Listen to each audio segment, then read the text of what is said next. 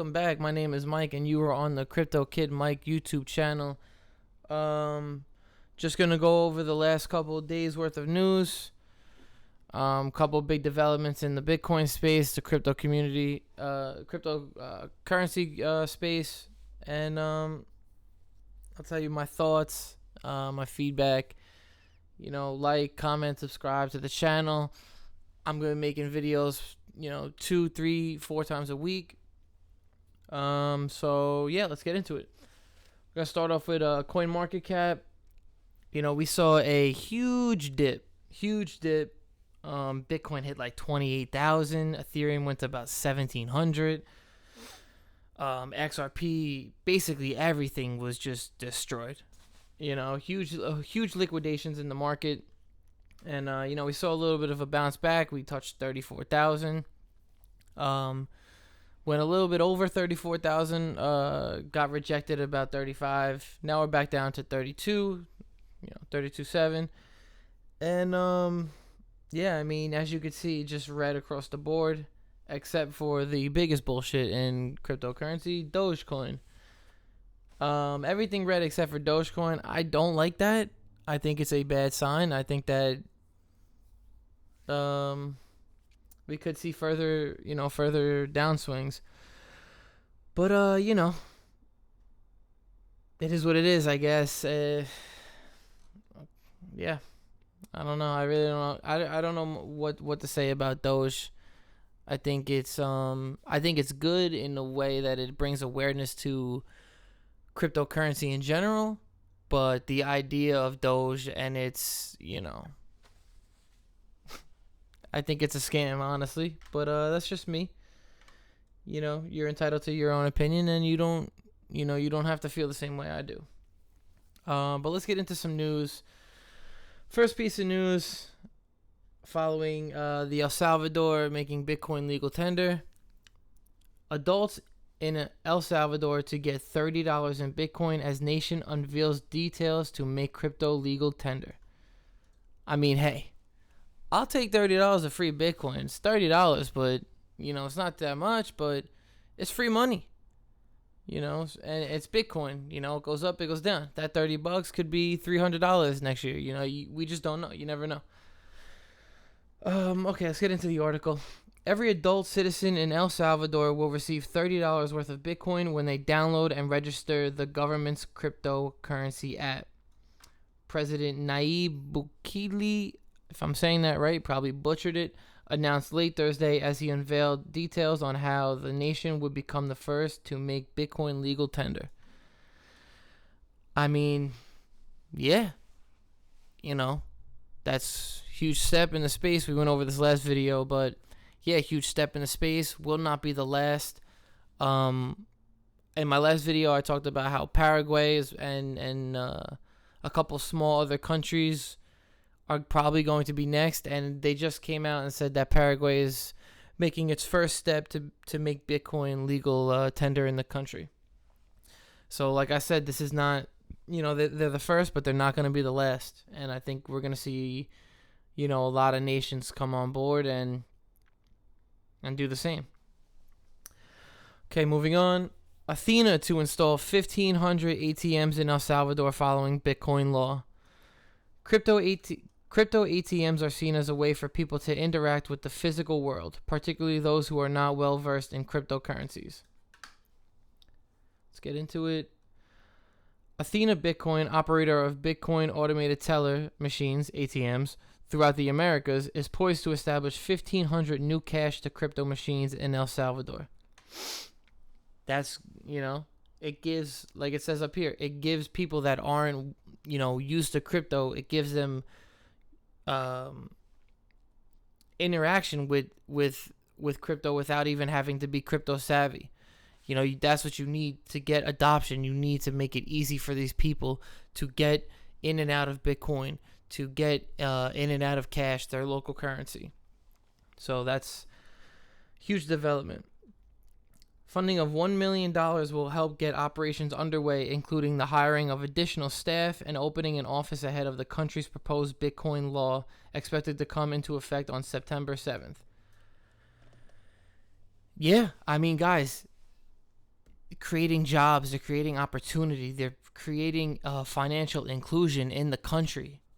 All you need is an internet connection, and you can participate in the cryptocurrency space.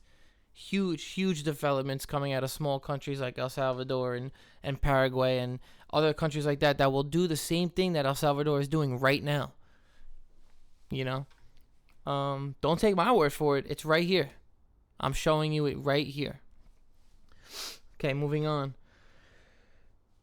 Andreessen Horowitz launches $2.2 billion crypto fund and is radically optimistic despite price fluctuations. Whoo, $2.2 billion. I believe that's the biggest crypto fund in the world right now. But guys, this is CNBC. This isn't some rinky-dink news blog or blog post on the internet. This is CNBC. They're not putting these billions of dollars into the crypto space for nothing. They see the future. They see the writing on the wall. You're going to have to integrate with crypto and blockchain. If you're not, you're going to get left behind. It just is what it is. Let's get into it a little bit. The Silicon Valley venture capital firm just announced a new $2.2 billion cryptocurrency-focused fund. We believe the next wave of computing innovation will be driven by crypto, Andreessen Horowitz partners Katie Huan and Chris Dixon said. Yeah, innovate or die. That's just what it is. Andreessen's first crypto fund focused was launched 3 years ago during the last bear market known as a crypto winter. Yeah, we went through the bear market, market cycles. Every market has them. Even with the recent price fluctuations, I still believe we're in a bull market. I don't think that all these people are going to be putting money into the space and then have to deal with a 3-year bear market. They're just not going to do it.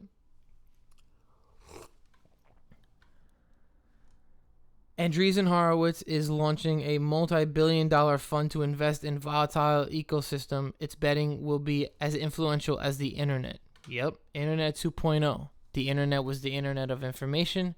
Crypto, the internet of money or the internet of value. It is what it is. The Silicon Valley venture capital firm founded by Mark Andreessen and Ben Horowitz announced its new $2.2 billion cryptocurrency-focused fund on Thursday. It plans to deploy that capital across blockchain and digital asset startups.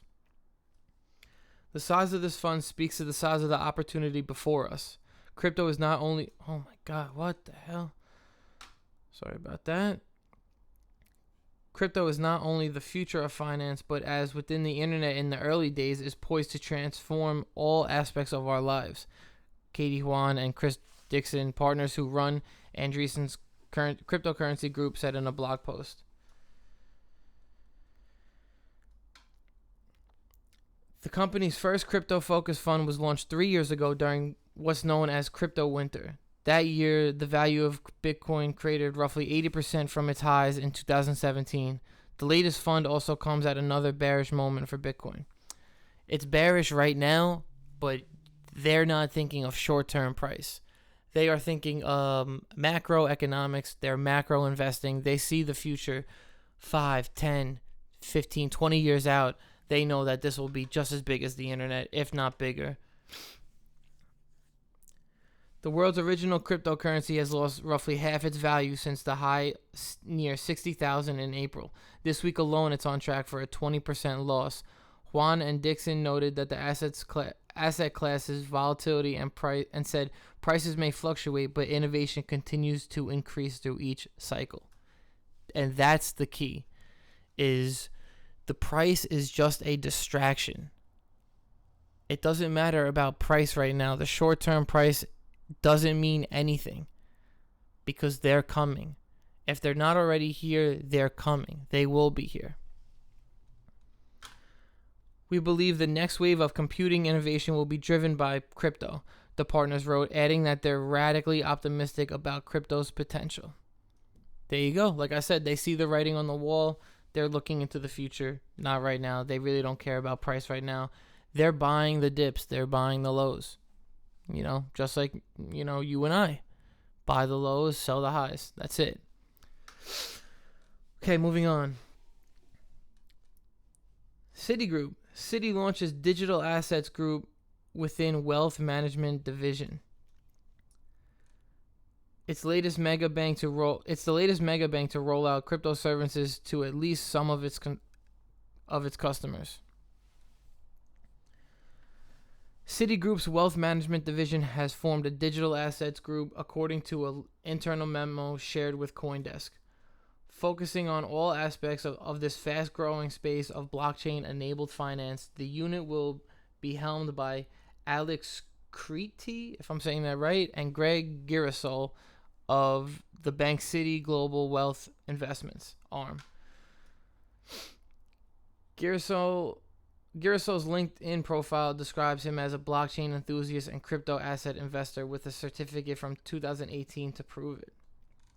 Guys, they're coming. Citibank is not the first. They will not be the last. Everybody has to come now. Citibank, Chase, Goldman Sachs, Bank of America, TD Bank, Bethpage Federal Credit Union banks, small banks, big banks, anybody, they all have to innovate with blockchain and crypto. If not, they're just going to be left in the dust. They're going to be another blockbuster. That's just it. Okay, moving on. Okay, finally, some crypto regulation coming together. Bipartisan crypto bills pass U.S. House of Representatives again. The Blockchain Innovation Act and parts of the Digital Taxonomy Act were included in the broader Consumer Safety Technology Act. This is what we need. We need Congress and we need politicians to get on board. America is lagging behind. The rest of the world already has this done. We're lagging behind. Let's get into it.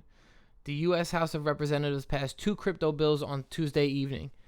The Consumer Safety Technology Act, sponsored by Rep. Jerry McNerney, directs the Consumer Product Safety Commission to establish a pilot program to explore use cases for artificial intelligence in commerce.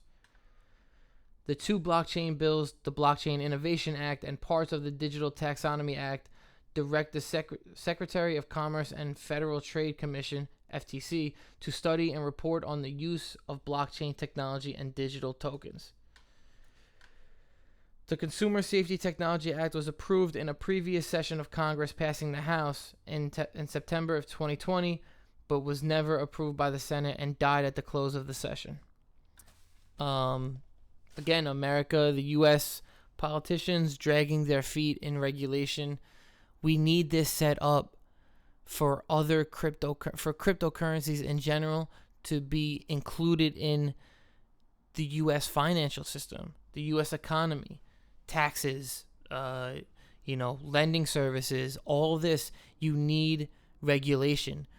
People are not going to put their money in without regulation. The big people, the wealthy people, the billionaires, they need regulation. They need that insurance from the government that says my money is not just going to disappear. Now, we know that, but they're playing with billions and billions of dollars. They need to know this, Yeah, so hopefully we can get this approved soon in the Senate and move forward with regulation, because this is just getting a little bit ridiculous in the U.S. We're lagging behind, and you don't want to do that with this space. America didn't do it with the internet, which is why we became such a powerhouse with the internet regulations and just moving the internet forward. And now we need to do the same thing with blockchain and cryptocurrencies. Okay, so the next article we got is about Ripple. Now, for those of you who don't know, Ripple is in a lawsuit with the SEC. I think it's bogus. Have your opinion about it. It is what it is. Do your own research about it. You could find it on Google, and you could, Twitter, anything. You could find information about the case. But Ripple wants to depose former SEC Director William Hinman, but the regulator is fighting this hard. The identity of the SEC official that Ripple wants to depose has finally been revealed. It's former director William Hinman. Hinman famously declared that Ethereum and Bitcoin were not securities, but the SEC is arguing that this was his personal opinion and not the regulator's stand. Now, to say that Ethereum is not or was not a security at all ever is complete garbage. There are videos of Vitalik Buterin, the founder of Ethereum, and how he discusses the funding model of the Ethereum network. He's selling Ethereum to fund the Ethereum network back in the early days of blockchain. That right there is considered a securities offering. You're selling a token, or it's an ICO, an initial coin offering. You're selling a coin to fund the project. That is the definition of a securities offering. I don't know how the SEC, Jay Clayton, William Hinman, and the rest of the SEC, it doesn't see this. I mean, it's their job. It's literally their job to do this. And they basically gave it a free pass. And they went after Ripple. I don't know why they're doing this. I don't get it. But let's get into it. Ripple Labs and the U.S. Securities Exchange Commission have gone back and forth in court over the deposition of former SEC official. While there has been speculation that the official might be former chair Jay Clayton, that guy's a fucking clown, no one knew who it was for certain. That is until now. In new court filings, the watchdog has revealed that the official is former Director of Corporate Finance William Hinman. Hinman famously declared that Bitcoin and Ether were not securities, and that has become a critical point of contention in the Ripple vs. SEC case. Ripple filed a motion seeking the court's approval to subpoena the former director for a deposition weeks ago. Since then, the regulator... Oh my god. Wow. Sorry about that. Since then, the regulator has been fighting the move. As CNF reported Thursday, the SEC was fully aware that the deposition could have significant ramifications in this case. I mean, yeah, because they don't want to have to ask why the SEC doesn't want to have to answer for their actions with Bitcoin and Ether. They just don't, because it throws a wrench in their argument in this Ripple case, and they know it. We know it. Everybody knows it. You know, it is what it is. And now the SEC has filed a motion to quash the deposition of Hinman by Ripple. Now, one of the lawyers who, he has nothing to do with the case, but he's very aware of the case, and he's very active on Twitter. James K. Phelan, go check him out. Super knowledgeable dude.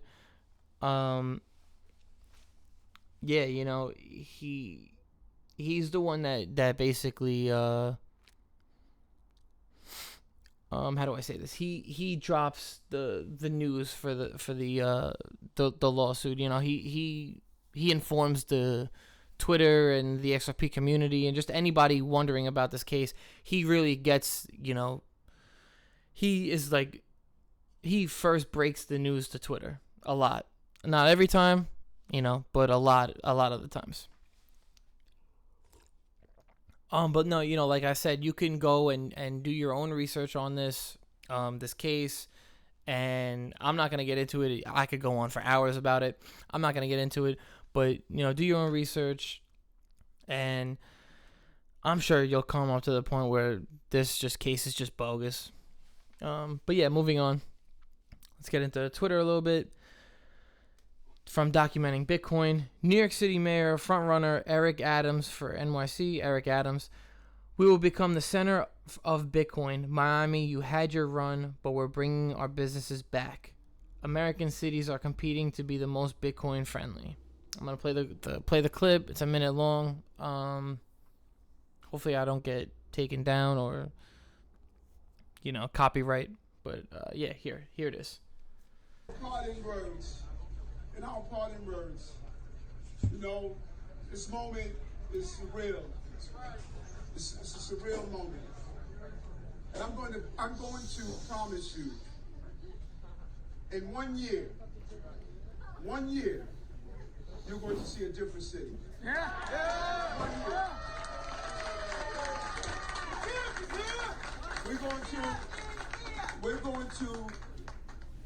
We're going to bring businesses here. We're going to become the center of life science, the center of cybersecurity, the center of self-driving cars, drones, the center of Bitcoins. We're going to be the center of all the technology. Miami, you had your run. We're bringing our businesses back. We're going to... Okay, so again, I don't really care for the political aspect of this. I'm actually from New York City. I don't care for, the politics. But him saying we will become the center for Bitcoin or the center of Bitcoin. Anybody in America knows the regulation is necessary. But anybody in New York City, the 5 boroughs, understands how difficult it is to buy cryptocurrencies in the state. We have super state regulation. You need a bit license just to operate in the state of New York, and that drove companies just away from New York State, New York City. So New York really only has 3, that I know of at least, 2 to 3 exchanges that you could buy on. That's Coinbase, BitTrue, and Bitstamp.